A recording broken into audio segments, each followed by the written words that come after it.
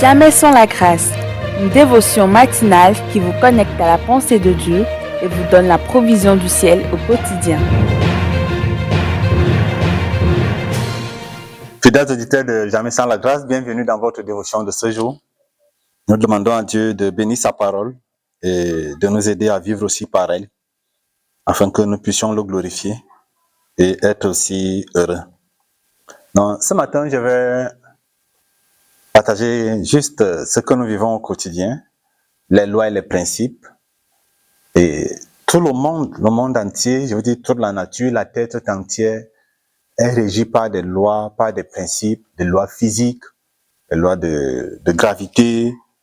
Et si vous regardez une vidéo, bon, ça c'est la loi de la gravité. Si je pousse ceci vers le bout, ce bic vers le bout, qu'est-ce qu'il fait? Il finit par tomber. Il finit par tomber parce qu'il obéit à la loi de la gravité. Et la Bible en elle-même aussi, elle est remplie de lois et des principes.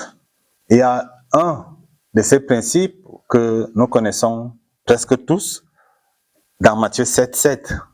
Même comme il est parfois utilisé à tort. Il est écrit, demandez et l'on vous donnera. Non, c'est comme ça le monde fonctionne, ainsi que le royaume de Dieu. Et la Bible est remplie de principes. Et Dieu nous invite à le connaître, donc à connaître ses principes, à connaître comment il fonctionne, comment il agit, pour que nous ne nous trompions pas, que les gens ne nous trompent non plus. Il peut vous arriver d'essayer ou de demander sans pouvoir recevoir. Et la Bible encore apporte une nuance, donc précise une condition à ce principe que nous lisons dans Jean 15 au verset 7. C'est Jésus toujours qui parle.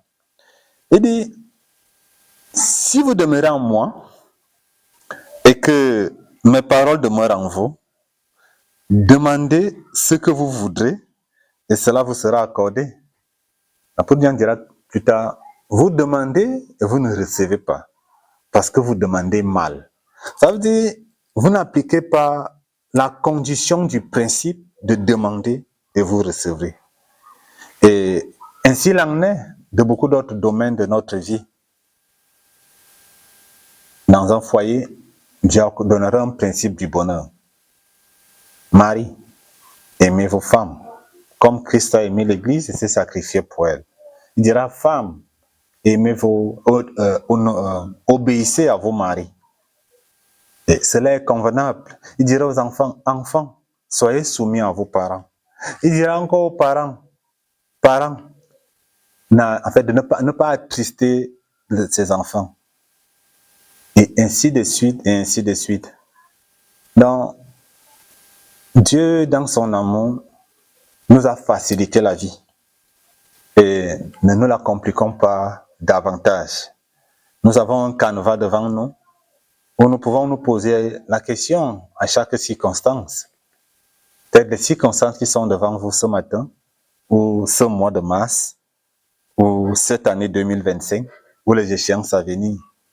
Que ferait Jésus à ma place? Jésus disait qu'il ne fait rien de lui-même. Ce qu'il dit, c'est ce qu'il a entendu de faire. Il a entendu par le Père. Et ce qu'il fait, c'est le Père qui lui a donné de faire. Donc, il dit, les œuvres que je fais, ce sont les œuvres du Père.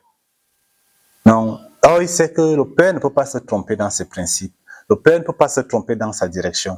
Donc, quand il suit la direction du Père, quand il dit les paroles du Père, quand il fait les œuvres du Père, il sait qu'il est dans le véritable. Et c'est ça à quoi nous sommes appelés. De rester dans ce véritable. Dans ces principes que Dieu a établis. Dans ces bornes que Dieu a fixées pour nous. Et ça dépend maintenant de votre domaine, de votre champ. Restons-y et certainement, nous allons expérimenter le bonheur. Nous allons expérimenter la vie abondante que Dieu nous réserve sur ce chemin qu'il a frayé lui-même sur la croix. Que Dieu vous bénisse. Si vous avez aimé cette émission, parlez-en à vos amis. Parlez-leur du message de la grâce et de ce qu'il fait dans vos vies. Pour un sujet de prière, une question ou pour devenir partenaire, contactez-nous au 00229 94 75 80 20. Que Dieu vous bénisse et à la prochaine. En attendant, pensez avec Dieu.